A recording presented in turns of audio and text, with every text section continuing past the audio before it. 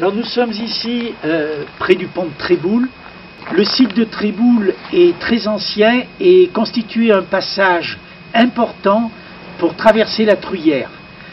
Comme je vous l'ai dit, la Truyère étant une rivière tempétueuse avec des crues gigantesques, il était très difficile d'établir des ponts. Et le pont de Tréboul, qui est ici sous 40 mètres d'eau, est un pont du XIVe siècle. On l'appelle le pont des Anglais, car il a été construit donc à la fin de la guerre de 100 ans. C'était un pont qui permettait de relier le Languedoc à l'Auvergne par le Rouergue, et c'était un pont essentiel sur la draille du sel.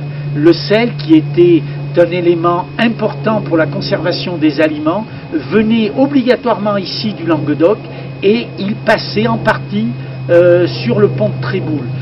C'était également un pont utilisé pour acheminer le vin de la vallée du Lot, le vin d'Olt, pour les religieux, pour les dire la messe. On avait besoin de ces vins de la région d'Espalion, d'Entraigues et d'Estaing, et le vin passait par le pont de Tréboul. Il y avait également les transhumants qui utilisaient ce pont.